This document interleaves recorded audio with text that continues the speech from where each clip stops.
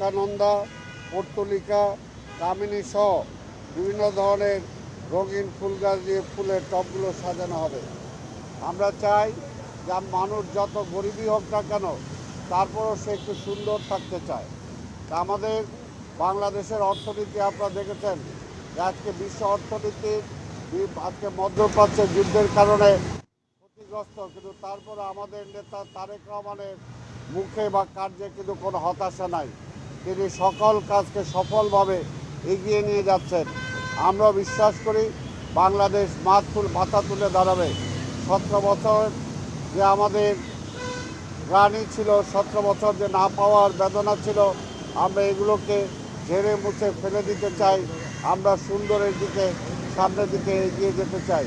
তাই আমরা আপনাদের মাধ্যমে নগরবাসীকেও বলবো, আপনার প্রত্যেকটা মানুষ অন্তত একটি করে গাছ লাগান।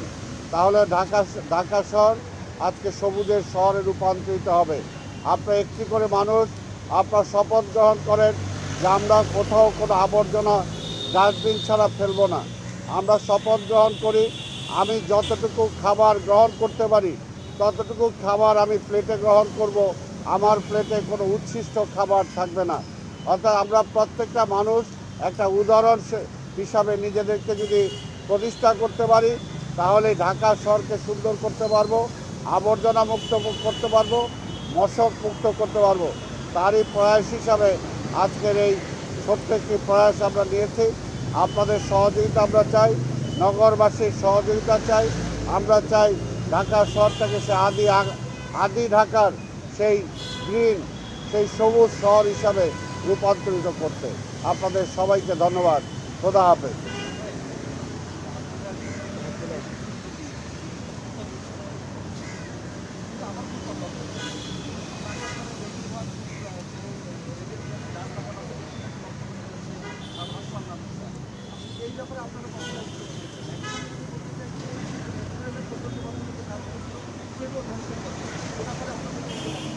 এটা আমাদের উদ্যোগ। আমরা বারবার বলবো যে আপনি আমাকে যেরকম, অর্থাৎ সিটি কর্পোরেশনকে যেরকম প্রশ্ন করলেন, ঠিক নাগরিকদেরকে সচেতন হওয়ার জন্য তারা আপনারা এই ভূমিকাটা পালন করবেন, যাতে কারা এটা করে, কারা আমাদের ঢাকা শহরের মানুষ, তারা যাতে অন্তত কোনো গাছের পাতাটা না ছিঁড়ে, তারা যাতে কোথাও কোনো আবর্জনা না ফেলে, তারা যাতে কোথাও ঢাকা শহরে অসুন্দর হোক এমন কোনো কর্ম না করে, তাহলেই কিন্তু আমরা ঢাকা শহরটাকে সুন্দর রাখতে পারবো।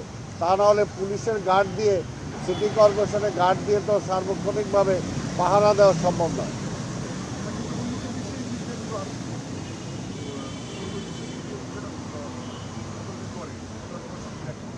বুঝলাম না। উন্নত, হ্যাঁ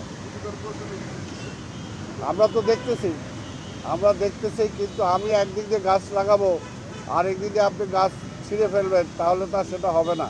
পৃথিবীতে কোথাও এটা পাবেন না যে শহরে অন্তত একটা গাছের ডাল কেউ ভেঙে নিয়ে যাবে, ভাঙার। এমনকি আমার বাড়ির আঙ্গিনায়ও যদি একটা গাছ থাকে, সেই গাছের ডাল কাটার আমার কোনো অধিকার নাই, যে পর্যন্ত সিটি কর্পোরেশন অনুমতি না দিবে আমাকে।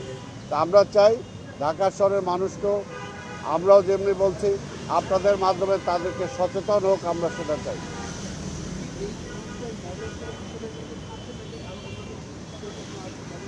আমরা প্রথম এটা দিয়ে শুরু করলাম। এইটা আমরা এই 1 মাসের মধ্যে ইনশাল্লাহ এই রাস্তাটার মধ্যে আমরা চাই কোথাও কোনো আবর্জনা থাকবে না।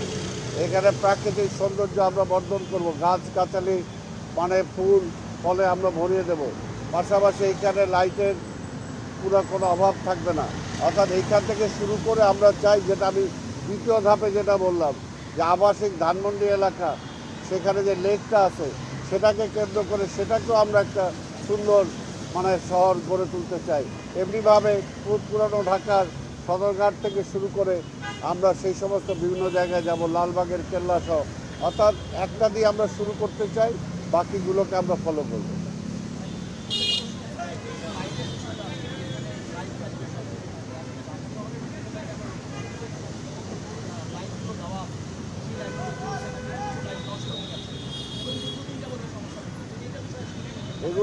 এগুলো আমরা বলছি, যেখানে আপনিও যদি আমাকে দেখিয়ে দেয় যে কোন জায়গায় লাইট নাই, সেই লাইটটা আমরা সাথে সাথে একদিনের মধ্যে আমরা জ্বালানোর জন্য চেষ্টা করব। আর আমরা সব জায়গায় শুধু এইখানে মানে এইখানেই সব কিছু সুযোগ সুবিধা দেওয়া হবে সেটা না, সারা ঢাকা শহরে আমরা দিতে চাই, তবে এটাকে একটা ইনস্টেন্স হিসাবে আমরা ধরতে চাই। আপনাদের সবাইকে ধন্যবাদ।